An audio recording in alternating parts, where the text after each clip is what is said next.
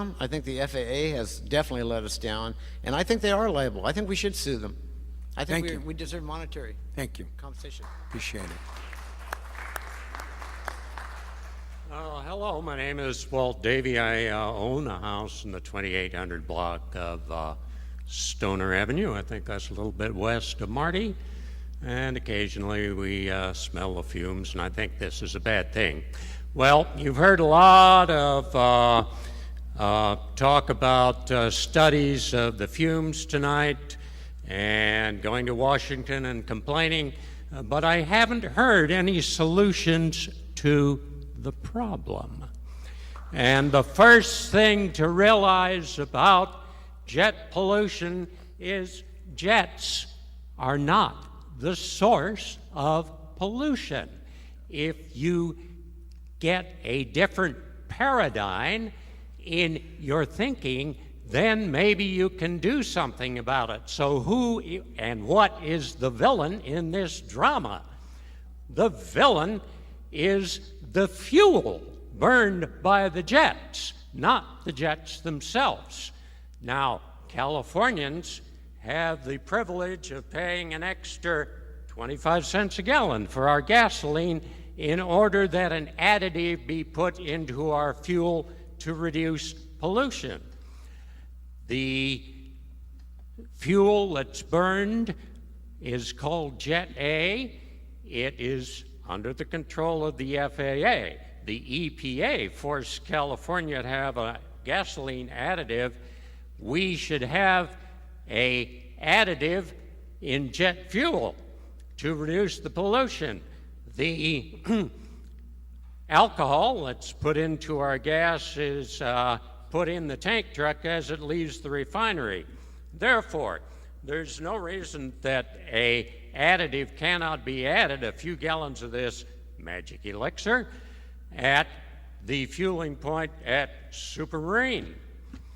I looked up the specification of Jet A, and it is ASTM 1655. And I compared it to diesel fuel. Now, the particulate matter that you so abhor. Can I interrupt for 1 second, please? This up here. I've heard you mention this argument before, and it's interesting, but I'm wondering, have you ever proposed this to the Santa Monica Airport Commission? I've proposed it to my legislators. Well, The only person who's entitled to change the FAA's specification is somebody like Henry Waxman. Have I proposed it to Henry Waxman? Yes. How long ago? 5 years ago. Do you think I ever got a report or a response from Henry Waxman? No. I proposed it to Mr. Rosendahl. How long ago was it that I gave you that letter at the opening ceremony for the new fire department, Bill? How long ago was that? I don't know which one you're talking, which fire Remember station? Villa Rigosa was there and they had the groundbreaking for the fire department? Well, I don't know, but get it back to me again, because Okay, I want to what get we it to need Jane is a Harmon. change I think to it's a good idea to look into. I think that you should all ask your legislatures to make a change or an additive in jet fuel, and that would be the path to the solution to this problem. Thank you very much. Thank you very much. Hi, I'm going to keep it real short because you heard me speak, but I just wanted a little quick update. My neighbors are here. There's a cancer break in our neighborhood. Bill's heard this before, but my cat is still hanging on with cancer. He had asthma, he had cancer, and he's struggling now. He's gone through some radiation. He's doing well, but he was an outdoor cat. Again, small animals feel these things first, and children. And also the study, the AQMD study, I was pointing out to a friend of mine, we're 4 miles from the beach, 3 miles from the beach, perhaps the airport. I think the air should be fresher and sweeter smelling there as compared to the basin in downtown or Ruby Doo or someplace. You know, so that's a little food for thought there. On that note, I want to introduce my neighbor. He can introduce his name. I don't quite Get it as well. Good evening. My name is Giancarlo. I am a neighbor also of Deborah. I have a young son which got cancer. We live in the area. We smell the fume. We know how bad is the pollution. I don't know how you cannot find anything in your study. I don't know that first. We have to make more study. I want to say how much important is the health, because I have this son and nothing. They should shut down this airport. That's it. How old Please, is your son? 5 years only. And when was he diagnosed with cancer? 2 years ago. And your feeling is it's related Now directly? he's doing better, but he needs rehabilitation. He needs to walk outside the house with his walker, and the air is still stinks. I don't know how they cannot find the proof. Cannot they analyze the roofing material or something? Do more studies to find the proof of this pollution? I don't know. We need. I can say, as a neighbor across the street, when Alberto was a child, that he spent a lot of time outdoors, as Giancarlo would be working outside. He does work on his home, and Alberto would be riding the tricycle outside a lot. And there's always emissions in the area. It's like almost always. So we don't know whether it caused Can they it. analyze the piece of roofing of some houses and see if they found lead or stuff in the roofing? Because I think this airplane, they should leave some lead on the roof or something. Is that difficult to find more evidence? I don't understand, really. Right. And you know, I don't either. Thank you for coming Thanks, up. thanks. Yeah. Thanks, Martin. Thanks. Hi, my name is Bill Kuntz, concerned resident at Mar Vista. Just a couple quick things. Sorry, a lot of these have already been touched upon, but I want to kind of break it down. One quick thing that occurred to me while I was in line. I would hazard a guess to say that almost every single person in this room, every couple of years, has to take their car down to get it smog tested and pay $60 or $50 to the state. Do the planes do anything?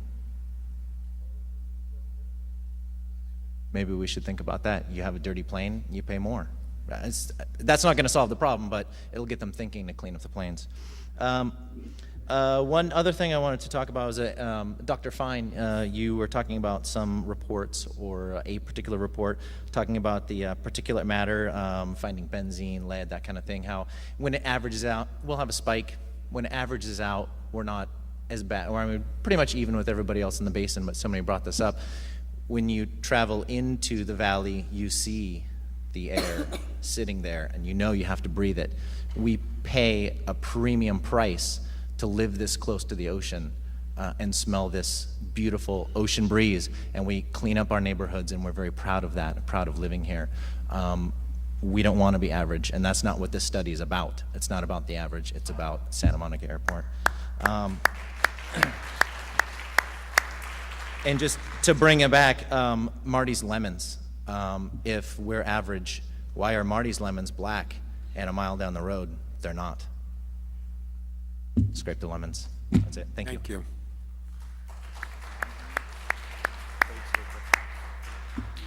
Thank you, all of you, for being here. I appreciate it. I'd like to introduce myself. I'm Keith Lambert. I'm a neighbor of the airport. I have been for 15 years. Prior to that, I lived in Santa Monica, down near 11th, not too far from the airport. Recently, I've been elected as a member of the Mar Vista Community Council, and on my slate, I definitely commented that we have to do something about the jets. They stink. And all of your studies, all of your great work, all of your long fight, it's really come to the point for those of us who, even though for years I've been a supporter of aviation, and many of the immediate neighbors, and I'm due south, are supporters of pilots and flying. But it's no longer just that. I mean, it's the destination for all the rich and famous. And with all of the partial shared jets, it's become outrageous. There's an occasional odd thing, like a few years back in Bill Clinton's first term, a pair of helicopters went over my house at probably about 55, 60 feet up, shook the chandelier. Now that's funny. There's the blimp going over. There's an occasional plane that goes down while my son's playing baseball at the field. We can put up with an occasional item, but this every